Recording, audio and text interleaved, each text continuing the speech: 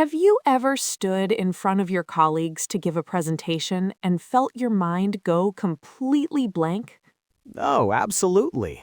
Or maybe you spent hours preparing your slides and then had no idea how to actually start speaking? Exactly. Today we are talking about office presentations. Welcome to ClearTalk English, the podcast that helps intermediate English learners improve their listening skills through natural conversations about workplace situations. I'm Emma. And I'm Daniel. Today's topic is office presentations, one of the most important and, for many people, one of the most stressful parts of working life. Right. We'll talk about how to prepare, how to manage nerves, and how to present your ideas clearly and confidently. Let's get started. So, Emma, I have to ask, what's the worst presentation experience you've ever had? Oh no, you're putting me on the spot already? Okay, well, I remember early in my career, I was presenting quarterly results to the entire marketing department. I had prepared everything perfectly, or so I thought. Mm-hmm. But when I got to the third slide, I realized I had accidentally included last quarter's data instead of the current quarter's. I just froze. I could feel my face turning red, and I started stumbling over my words. Oh, wow, that's painful. What did you do? Well, I had to stop mid-presentation and admit the mistake. It was embarrassing, but you know what? Everyone was actually very understanding, and it taught me the most important lesson about presentations. Always double-check your data before you present. Exactly. And that's such a great point, because preparation really is everything. But here's what's interesting. I think many people focus too much on preparing their slides and not enough on preparing themselves mentally. That's so true, Daniel. What do you mean by preparing mentally? Well, think about it. You can have the most beautiful slides in the world, but if you're nervous, if you haven't practiced speaking out loud, if you haven't thought about potential questions, you're setting yourself up for trouble. Right, absolutely. So let's talk about some practical preparation strategies. First, I always recommend the three-step approach: research, structure, and rehearse. Okay, let's break that down. Research, that means really understanding your audience, right?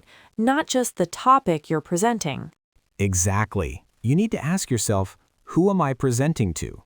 What do they already know? What do they need to know? What are their concerns or interests? For example, if you're presenting a new software system to the IT department, that's very different from presenting the same system to the sales team.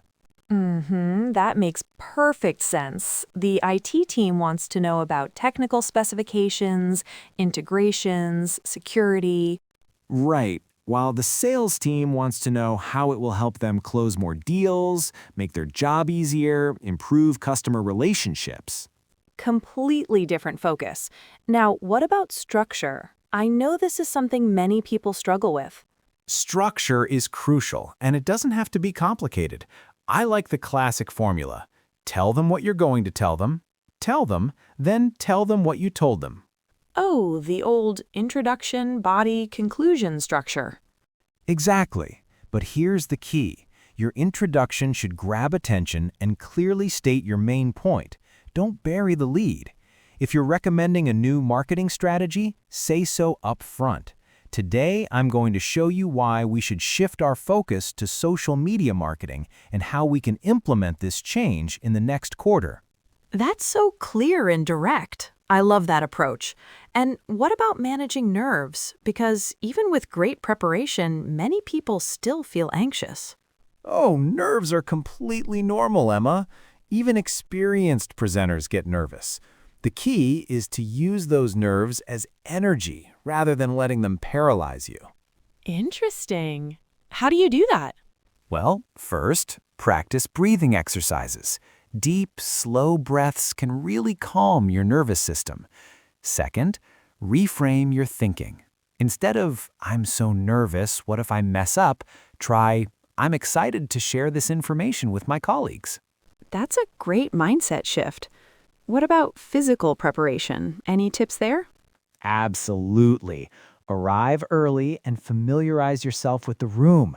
Test the equipment, the projector, the microphone, your laptop connection. There's nothing worse than technical difficulties when you're already nervous. So true. And have a backup plan, right? Like saving your presentation on a USB drive or having printed copies.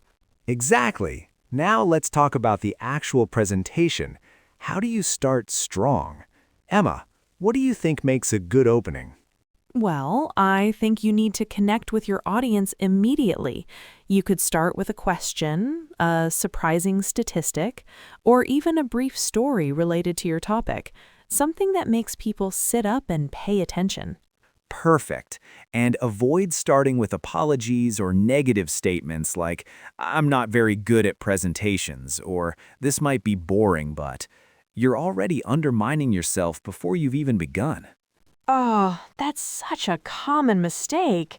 It's like giving your audience permission not to listen. Exactly. Instead, project confidence. Stand up straight, make eye contact, and speak clearly.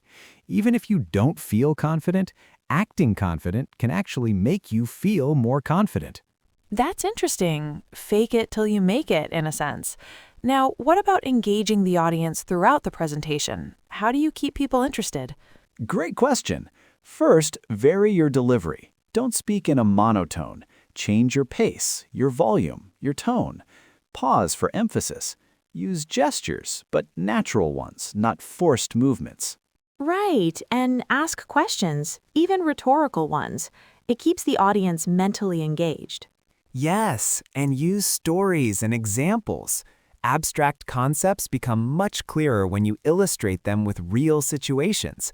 Instead of saying, this software improves efficiency, say, last month, Sarah in accounting used this software to process invoices 50% faster, saving her 2 hours every day.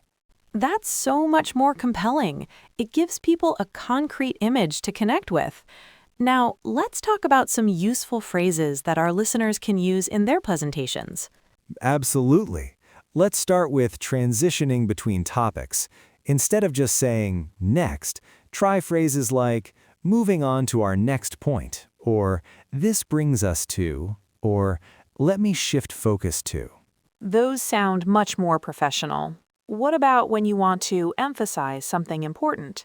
You can say, the key point here is, what's crucial to understand is, I'd like to highlight that.